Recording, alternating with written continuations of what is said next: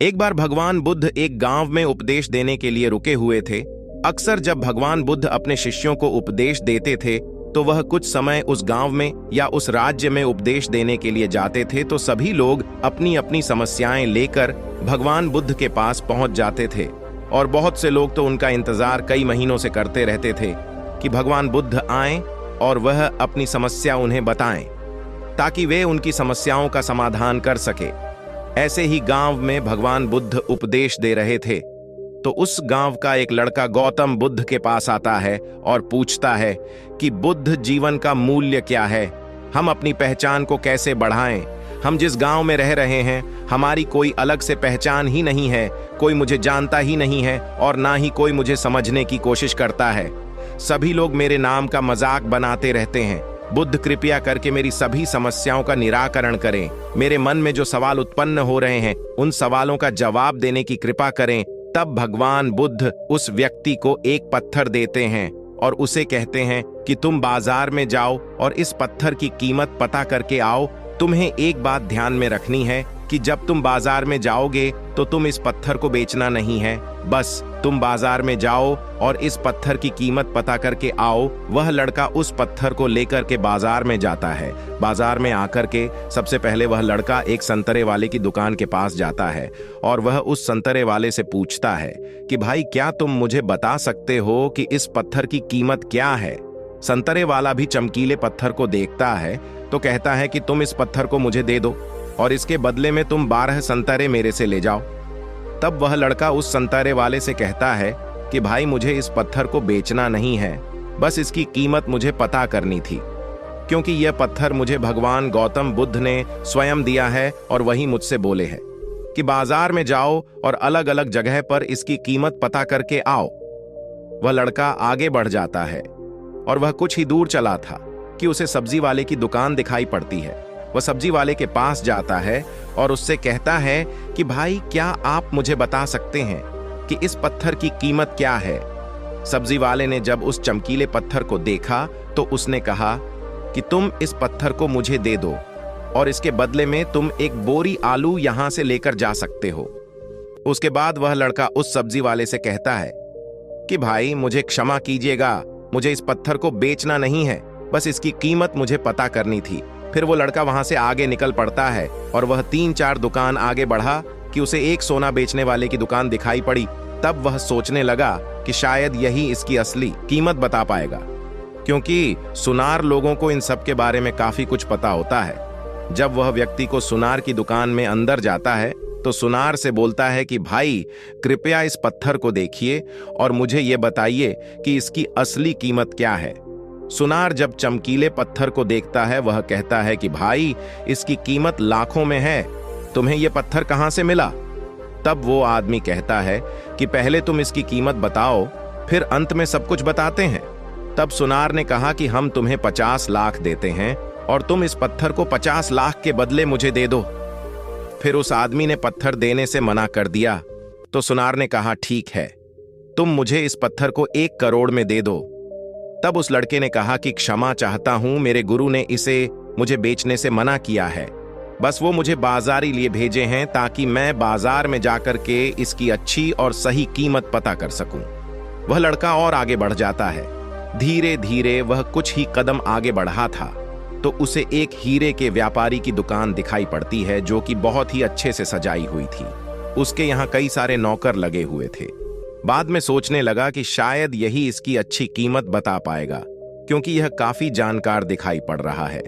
वह व्यक्ति उस हीरे की दुकान में घुस जाता है और हीरे के मालिक से पूछता है कि भाई, क्या तुम मुझे इस पत्थर की कीमत बता सकते हो। वह हीरे के मालिक सबसे पहले उस पत्थर को लेता है और उसको एक साफ कपड़े पर रखकर उसकी पूजा करता है। फिर हीरे का व्यापारी उस आदमी से कहता है कि तुम्हें यह पत्थर कहां से मिला। अगर मैं इस दुनिया की सारी कीमती चीजों को भी बेच दूं तब भी मैं इस पत्थर की कीमत को नहीं बता सकता। वह लड़का हैरान हो जाता है। वह तुरंत उस हीरे के व्यापारी से उस पत्थर को लेकर के फौरन गौतम बुद्ध के पास पहुंच जाता है। वह हैरान परेशान होकर के भगवान बुद्ध के पास पहुंच जाता है और बुद्ध से कहता है कि बुद्ध, यह पत्थर तो बहुत ही कीमती है। जब मैं इसे एक संतरे बेचने वाले को दिखाया तो संतरे वाले ने मुझे इस पत्थर के बदले 12 संतरे देने को तैयार हो गया। लेकिन आपने शर्त रखी थी कि इस पत्थर को किसी को देना नहीं है। फिर मैं आगे बढ़ गया और जब मैं एक सब्जी वाले के पास गया तो उसने इस पत्थर के बदले मुझे एक बोरा आलू देने को तैयार हो गया। लेकिन फिर भी मैंने उस सब्जी वाले से इस पत्थर को नहीं बेचा। फिर मैं और आगे बढ़ा। कुछ ही दुकान में आगे बढ़ा था कि मुझे सुनार की दुकान दिखाई पड़ी। जब मैं उस सुनार के पास गया और मैं उसे इस पत्थर की कीमत पता करने को कहा तो उसने बताया कि इस पत्थर की कीमत 50 लाख में है। लेकिन जब मैं उसे इस पत्थर देने से मना कर दिया, उसने तुरंत इसकी कीमत 1 करोड़ बता दी। फिर भी मैंने इस पत्थर को सुनार को नहीं बेचा। फिर मैं और आगे बढ़ा। थोड़ी दूर चला था कि मुझे एक हीरे के व्यापारी की दुकान दिखाई पड़ी। इस पत्थर की कीमत का दुनिया में कोई खरीदार नहीं है, क्योंकि पूरी कायनात में कोई भी ऐसी चीज बनी ही नहीं है जो इस पत्थर को खरीद सके। उस हीरे वाले व्यापारी ने इस पत्थर की कीमत बहुत ज्यादा बताई। तब वह व्यक्ति गौतम बुद्ध से पूछता है कि बुद्ध, सब लोग इस पत्थर की कीमत अलग अलग क्यों बता रहे हैं? मुझे कुछ समझ में नहीं आया। शायद ये बस चमकीला पत्थर है, लेकिन इसकी कीमत अलग अलग जगह पर अलग अलग है। कृपया आप मुझे इस बात को विस्तार से समझाने की कृपा करें। तब भगवान बुद्ध उस आदमी की बात को सुनकर के थोड़ा मुस्कुराते हैं और उसे कहते हैं कि यह दुनिया बहुत ही अद्भुत और निराली है। यहाँ तरह तरह के लोग पाए जाते हैं और जिसकी जैसी सोच है वह अपनी उसी सोच से ही इस दुनिया को देखने का प्रयास करता है। उस संतरे वाले की सोच सिर्फ संतरे तक ही सीमित थी, इसलिए उसने इस पत्थर की कीमत को केवल 12 संतरे ही बताई। सब्जी वाले की सोच सिर्फ सब्जी तक ही सीमित थी, तो उसने उस चमकीले पत्थर की कीमत 1 बोरी आलू बताई। उस सुनार की सोच थोड़ी इन सबसे ऊपर थी, तो उसने इस पत्थर की कीमत लगभग 1 करोड़ बताई। और हीरे वाले को देखा जाए तो उसकी सोच इन सब से बहुत ज्यादा ऊपर है, तो उसने इस पत्थर की कीमत को इतना ज्यादा बता दिया कि सारी कायनात की कीमती चीजों को अगर तुम बेच दो तो भी इस पत्थर की कीमत को नहीं चुका सकते। बुद्ध कहते हैं कि यह तो एक हीम पत्थर है, लेकिन अलग अलग जगह पर इस पत्थर की कीमत अलग अलग होती गई। तब भगवान बुद्ध उस लड़के से कहते हैं कि तुम जिस गांव में रह रहे हो सकता है कि उस गांव की सोच छोटी हो, जिस वजह से लोग तुम्हें तुम्हारी वैल्यू को पहचान ही नहीं रहे हैं। तुम्हारी कीमत को कोई समझने का प्रयास ही नहीं कर रहा है। लेकिन अगर तुम मेरे साथ या इन चुप लोगों के साथ रहने लगोगे तो तुम्हारी कीमत बढ़ जाएगी। फिर सभी लोग तुम्हें बहुत आदर और सत्कार से देखने का प्रयास करेंगे, लेकिन तुम तो वहीं रहोगे।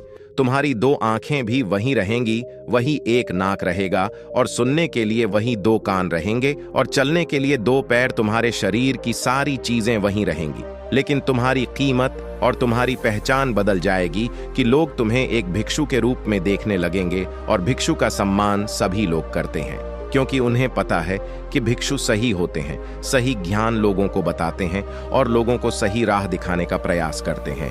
इसलिए जहां भी तुम जाओगे लोग तुम्हारा बहुत ही आदर करेंगे। लोग तुम्हें सम्मान की निगाहों से देखेंगे। तुम्हारी कीमत बहुत ही ज्यादा बढ़ जाएगी। तुम मेरे इन भिक्षुक लोगों को देखो, इनके पास न कोई बहुत बड़ा बंगला है और न ही किसी भी चीज के बड़े व्यापारी हैं, लेकिन यह लोग जिस भी गांव में जाते हैं लोग का बहुत सम्मान करते हैं। लोग इनको एक अच्छी निगाहों से देखते हैं। गौतम बुद्ध आगे कहते हैं कि व्यक्ति की कीमत उसके अंदर के गुणों और उसकी संगत, अर्थात वह किन लोगों के साथ रह रहा है, उससे पता चलती है। कई बार होता है कि कुछ लोग चाहते तो हैं कि दुनिया उनकी इज्जत करे, लोग उनका सम्मान करें, लेकिन वह ऐसे परिवेश में रह रहे हैं जहां न तो कोई उनकी कीमत समझने की कोशिश करता है और ना ही कोई उन्हें समझ पाता है। तो ऐसे परिवेश में आप कितना भी अच्छा क्यों ना रहे, लोग आप पर उंगली उठा ही देंगे। तो ऐसे लोगों से अपनी संगत बदल लेनी चाहिए, ऐसे लोगों से दूरियां बना लेनी चाहिए। सभी लोग तुम्हारी इज्जत तभी करेंगे जब तुम अच्छे लोगों के संपर्क में होंगे, अच्छे लोगों से कुछ ना कुछ सीखते रहोगे। इतना कहकर गौतम बुद्ध शांत हो गए। अब वह लड़का भी गौतम बुद्ध की सारी बातों को समझ चुका था। वह सोचने लगा कि गौतम बुद्ध का एक दिन उपदेश सुनने से और यहाँ एक ही दिन आने से मुझे इतना कुछ गया, इतना कुछ प्राप्त हुआ है। अगर मैं प्रतिदिन गौतम बुद्ध के पास में आता रहूं तो मुझे बहुत कुछ सीखने को मिल जाएगा। यही सोचकर केवल भगवान बुद्ध का उपदेश सुनने के लिए प्रतिदिन आता रहा, और अब तो उसके गांव के लोग भी उसकी बहुत इज्जत करते थे। क्योंकि उन्हें पता चल गया था कि यह लड़का प्रतिदिन गौतम बुद्ध के पास जाता है और उनके उपदेशों को सुनता है और वह उन उपदेशों को अपने जीवन में उसका अनुसरण करता है। और वह लड़का गांव में आकर के भगवान बुद्ध के उपदेशों को लोगों के बीच कहता था, जिससे उस गांव की गंदी सोच बदल गई और सभी लोग उस व्यक्ति की बहुत इज्जत करने लगे। और धीरे धीरे सभी लोग गौतम बुद्ध का उपदेश सुनने के लिए उस गांव से गौतम बुद्ध के पास आने लगे। देखते ही देखते उस गांव की जितनी भी बुरी सोच थी वह सब बदल गई। उसका में हर कोई अच्छा सोचता, लोगों का अच्छा व्यवहार हो गया था, हर कोई एक दूसरे की मदद करने के लिए तैयार रहता है। और अब एक नई संगत, एक नई सोच वाला सभ्य समाज उस गांव में बन गया था, जहां पर एक दूसरे के मूल्यों का पूरा सम्मान होने लगा। उस लड़के ने ध्यान को बुद्ध से अर्जित कर उसका सही उपयोग कर अपने लोगों के बीच अपनी वैल्यू को बनाया। साथियों, इस कहानी से अगर आपने कुछ सीखा हो तो कमेंट में जरूर लिखें। और अगर आप भी बुद्ध के विश्वासी हैं तो चैनल सब्सक्राइब कर सकते हैं। वीडियो अच्छी लगी हो तो वीडियो को लाइक करना ना भूले। नमो बुद्धाय।